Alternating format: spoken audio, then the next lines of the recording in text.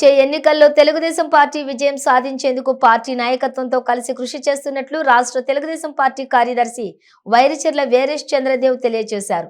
Telugu Desam party బలోపేతానికి party కార్యక్రమాలు ముందుకు తీసుకెళ్లేందుకు తమ వంతు కృషి సహాయం పార్టీకి అందజేస్తానని పేర్కొన్నారు.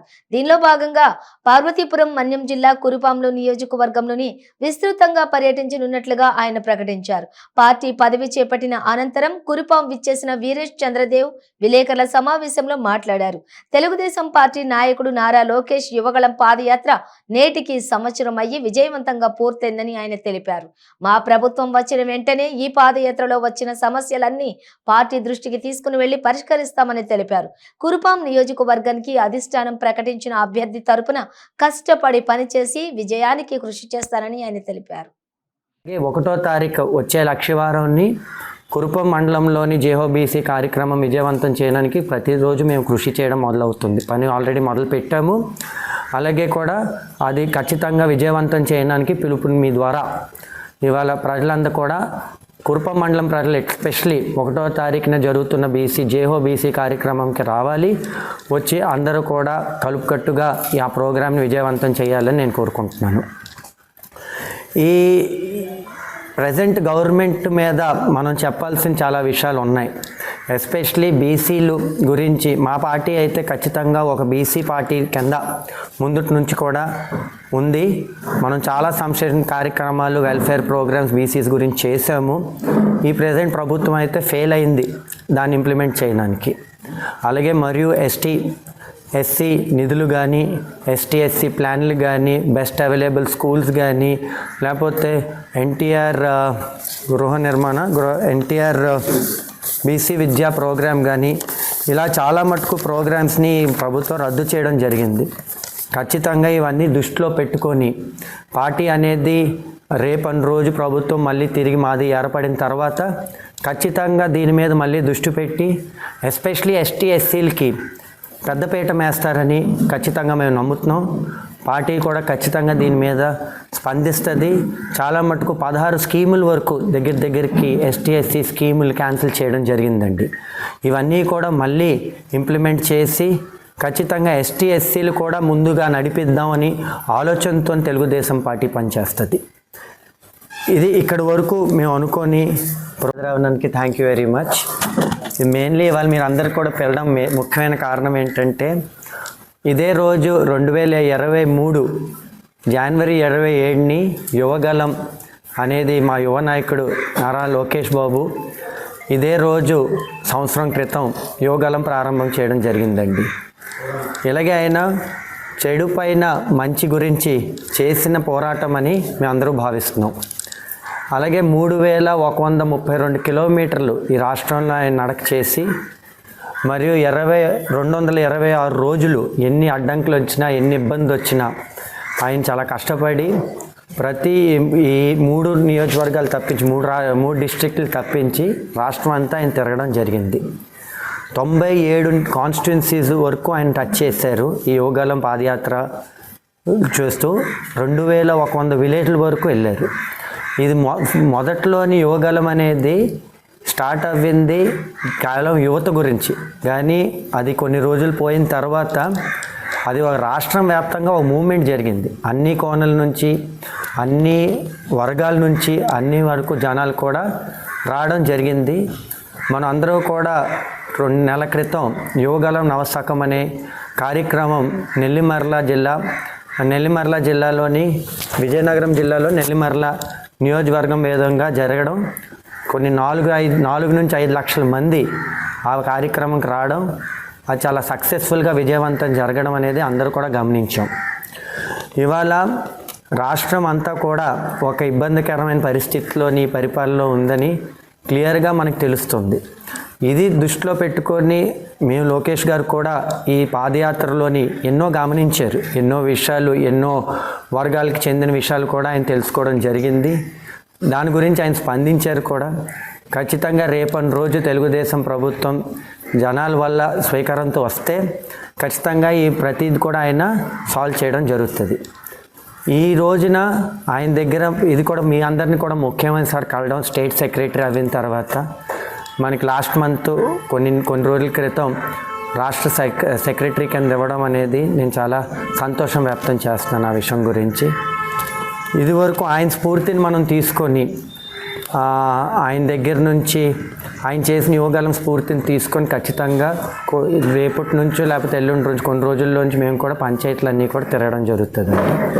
కేవలం పార్టీని బలోపేతం చేయడానికి గురించి పార్టీ కార్యక్రమాలని ముందుకు పట్టుకెళ్ళడానికి నా కృషి నా సాయం నేను చేస్తాను. కురుపం నియోజకవర్గంలో ఈ రెస్పాన్సిబిలిటీ నాకు ఇచ్చిన తర్వాత తెలుగుదేశం పార్టీ మెయిన్లీ కురుపం నియోజకవర్గంని తెలుగుదేశం పార్టీని బలోపేతం చేయడమే నా లక్ష్యమని ముందుకు ఉంచుకుంటూ ఎలాగైనా పార్టీని వచ్చే ఎన్నికల్లోని ఎవరు ఈ పార్టీ నిర్ణయించిన ఏ క్యాండిడేట్ అయినా కలుపుగట్టుగా పనిచేసి ఖచ్చితంగా ఈ కురుపం నియోజకవర్గంలో తెలుగుదేశం జెండా ఎగిరించేటట్టు ఖచ్చితంగా మేము కృషి చేస్తాం, కష్టపడతాం. ఇది దారిలో ఉంచుకుంటూ ఇది మనసులో ఉంచుకుంటూ పార్టీని బలోపేతం చేయడం. అలాగే మరియు ఇప్పుడు ఏహో బీసీ కార్యక్రమం జరుగుతుంది పార్టీ తరఫున. ప్రతిరోజు ప్రతి వారం ఒక మండలం అయింది. ఇంకొక గురించి అన్ని విషయాలు మీకు అన్ని తెలిసిన విషయాలు కూడా చాలా ఉన్నాయి మీకు. అందుకు జాగ్రత్తగా అది బలం చేసి మన తెలుగుదేశం పార్టీ జెండా మళ్ళీ ఎగిరించాలని ఈ ఎలక్షన్లో మీ అందరికీ మనవి చేస్తూ సెలవు తీసుకున్నాను. కార్యక్రమం కూడా మెయిన్లీ యోగాలం గురించి చెప్దామని చెప్పి, అలాగే మరియు త్వరలో మేమందరూ కూడా పార్టీ అందరినీ ఇంటిమేట్ చేసుకుంటూ పంచాయతీ వారీగా ఆయన ఒక ఇన్స్పిరేషన్ కింద తీసుకొని మేము ముందుకు వెళ్దాం అనుకుంటున్నామండి. ఇక్కడ స్థానికంగా మేము ఉండి ఇక్కడే మేము స్థానికంగా ఉంటాం. ఇక్కడ ఉండి అన్ని జాగ్రత్తగా చూసుకుంటాం. ప్రతిదానికేమో ప్రతి ఏ కార్యక్రమం ఏదైనా ఉంటే కూడా ఏ ఇబ్బందులు ఉంటే కూడా దానికి మేము తట్టుకుంటాం, స్పందిస్తాం. వెంటనే దానికి చాలా జాగ్రత్తగా పరిష్కారం చేసి ప్రయోజనం చేస్తాను. మీ అందరికీ మనవి చేస్తూ మెయిన్ థింగ్ ఏంటంటే తెలుగుదేశం పార్టీని బాగా బలం చేయాలి. కురుపం నియోజకవర్గంలో మిగతా రాష్ట్రం అంతా తెలుగుదేశం పార్టీలో చాలా ముందుకెళ్తుంది, అధికారం డెఫినెట్గా వస్తుంది. కానీ మన కురుపం నియోజకవర్గం నుంచి మనం తెలుగుదేశం పార్టీ అభ్యర్థిని గెలిపించి మళ్ళీ టీడీపీ జెండా ఇక్కడ ఎగిరించాలని మీకు మనవి చేస్తూ మీరందరూ చాలా ప్రజలందరికీ మద్దతు చేయమని, ప్రజలందరికీ పార్టీ గట్టి చేయమని, మరి అన్ని విధాలుగా పార్టీ స్ట్రెంగ్త్ని పార్టీ ముందుకు వెళ్ళాలని మీ అందరికీ నేను మనవి చేస్తున్నాను. మరి స్థానికంగా ఇక్కడ ఉండాలంటే అన్ని సమస్యలు ఇక్కడ వస్తుంటాయి. ప్రతిదానికి స్పందిస్తాం. చాలా జాగ్రత్తగా పరిష్కారం చేసుకొని ప్రయోజనం చేసుకుని పరిష్కారం చేయడం కూడా జరుగుతుంది. మరి అదే కాకుండా మరి ఇప్పుడు కాదు, ఖచ్చితంగా పార్టీ ఏ నిర్ణయం తీసుకొని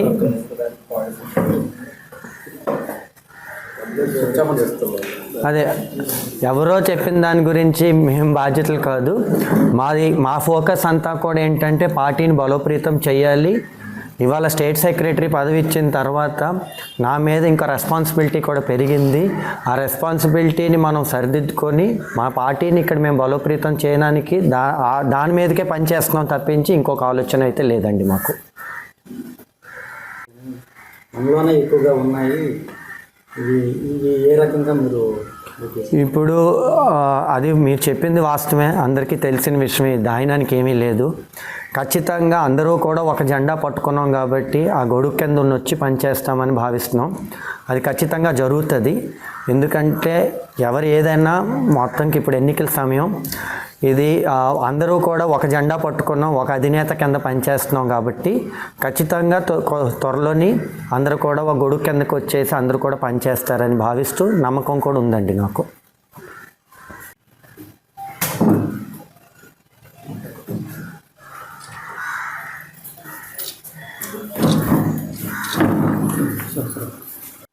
మన ప్రయత్నం మనం చేస్తున్నాం. అబ్జర్వర్లు ఉన్నారు, స్టేట్ సెక్రటరీలు ఉన్నారు, పెద్దలు ఉన్నారు, అందరూ కోఆర్డినేటర్లు ఉన్నారు, ఇన్ఛార్జ్లు ఉన్నారు. అందరూ కూడా ఆ ఉద్దేశం ఉంది కదా, ఒక గొడుగు కింద పనిచేసేసే పార్టీని విజయవంతం చేయాలనుకుంటే మనం అందరు కలుపుగట్టుగా పనిచేస్తేనే అక్కడి వరకు మనం రీచ్ అవుతాం.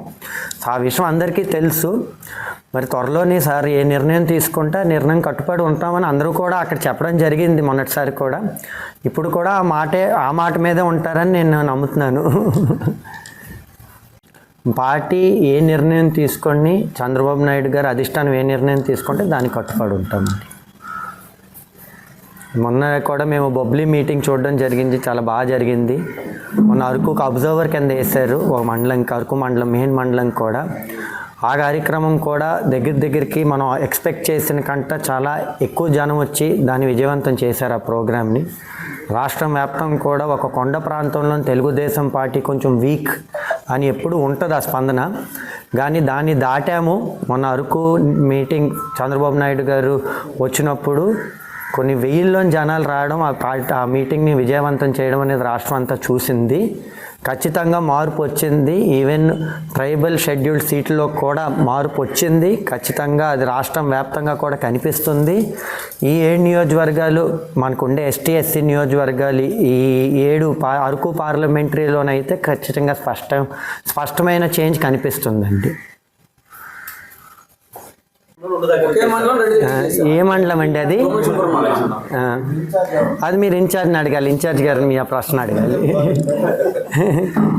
స్టేట్ సెక్రటరీ కింద మేము ఇక్కడ చేసాం, మా మండలం కాబట్టి మా మండలం అందరిని పిలిచి ఇక్కడ చేసాం. అలాగే జేహో బీసీ ప్రోగ్రామ్ కలిపి లోకేష్ అన్న బర్త్డే కార్యక్రమం జేహో బీసీ ఇంకొక మండలంలో చేశారు.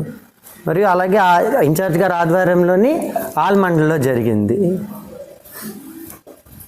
కానీ థ్యాంక్ యూ వెరీ మచ్. సంతోషమే. సెలబ్రేట్ చేస్తున్నా. ఏదైనా మొన్న లోకేష్ గారి బర్త్డే, ఆ సెలబ్రేషన్స్ ఎవరు కాలే చేశారు, 3-4 వర్గాలుగా విడిపోయి. మీరు వర్గాలుగా అనుకుంటున్నారు, నేను మండల వారీగా లోకేష్ గారు, నేను అలా భావించట్లేదు. ప్రతి మండలంలో లోకేష్ గారు పుట్టినరోజు జరిగింది. ఇంకా కేంద్రంలోనే 2 దగ్గర వేరు చేశారు. ఇన్ఛార్జ్ వర్గం అంతా ఒక దగ్గర చేశారు, ఆశావర్గ వర్గం అంతా. అంటే మీరు ఫస్ట్ అంత నియోజకవర్గం అంతా అడిగారు. మేము కుర్పం మండలంలో మేము చేసాము. అలాగే సాయంత్రం మధ్యాహ్నం ఒక మండలంలో జరిగింది. ఉదయం ఇంకా మనం సంతోషించాలి కదా. మా అధినేత, మా నాయకుడు, మా అందరూ చేశారు, ఎక్కువ మంది పాల్గొన్నారు, ప్రతి మండలంకి వెళ్ళిందని ఎందుకు అలాగెందుకు అనుకుంటున్నారు? అన్ని మండలాలు జరిగితే ఎక్కువ మందికి వస్తుంది కదా. నాయకులుగా ఉన్నప్పుడు సార్ అందరూ ఒకే తాటి మీద ఆలోచన. పుట్టినరోజు అనేది అందరూ సెలబ్రేట్ చేసుకోవాలి కదా.